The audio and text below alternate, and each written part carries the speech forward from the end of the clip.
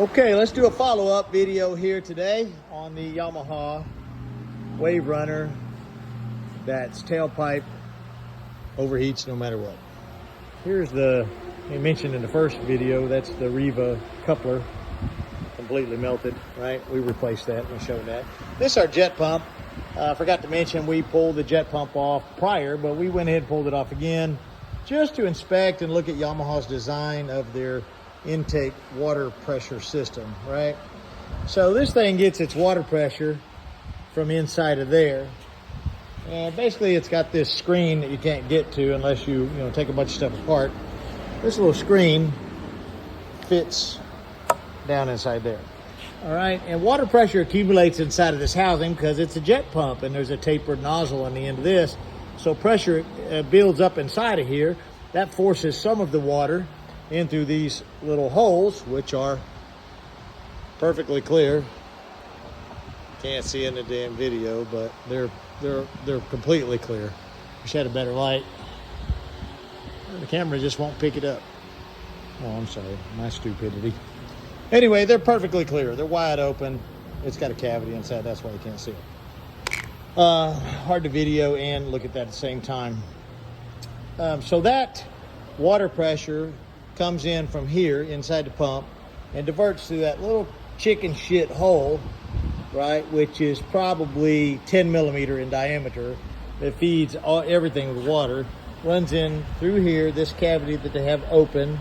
This is sealed with silicone up against the plate on the back of the ski, and that goes in through that hose that I was mentioning, right, runs in through the back of the ski right there and comes in from this hose right here that runs up, that this water run thing tees into, and then up to the engine and to the exhaust to cool everything down, right? That one little bitty ass hole. So now I saw that Riva makes a kit for these for the bigger skis, and it's a billet plate, and they have a hole in them there, and you can get 1 or 2 extra water inputs to feed this engine with water. But you have to get that water pressure from the jet pump somewhere, so you have to drill and tap some fittings. Anyway, it seems to me that they could have done better by making this just a little scoop or something, because in order to get water pressure, the water pressure has to accumulate in this housing. Well, we've got a new impeller and wear ring in there, so we've got the tolerances just as close as we can get them from the manufacturer, but it seems like if that thing had a little scoop on it, or if at least those holes were angled. I did notice on the Riva kit, they cut all these holes out, and they just have some veins so something big can't get sucked up in there. Anyway, I just wanted to show this is all in really good shape. That's a little melted mark. It's nothing major. It's just cosmetic, and that was from when we changed the old impeller. You have to heat this up to get this to unscrew sometimes, and some heat transferred inside of there via the veins, and just discolored it. Didn't hurt it, just discolored it. So that's what we're doing now. We're making sure these surfaces are nice and clean. You can see this surface here all the way around. It's got this rubber ring that seals the jet pump inside. We'll put a little bit of silicone on that. We'll do a very thin layer of silicone around all this.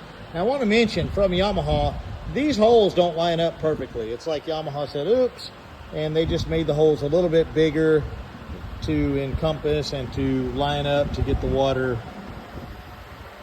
from here to the engine, which seems like a screw up on Yamaha's part, in my opinion. You also have silicone that bonds the nose cone on around here, and you see we've got that all cleaned up.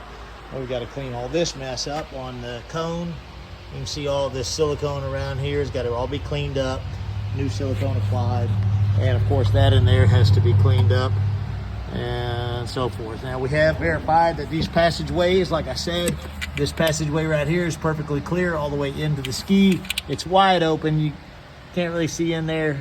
It's very small, but it's perfectly wide open. There's no restrictions, and the jet pump looks perfect. So we're still looking, we're still checking, we're taking things apart, doing the best we can. If anybody's got any input, man, hit me. I'd love to know.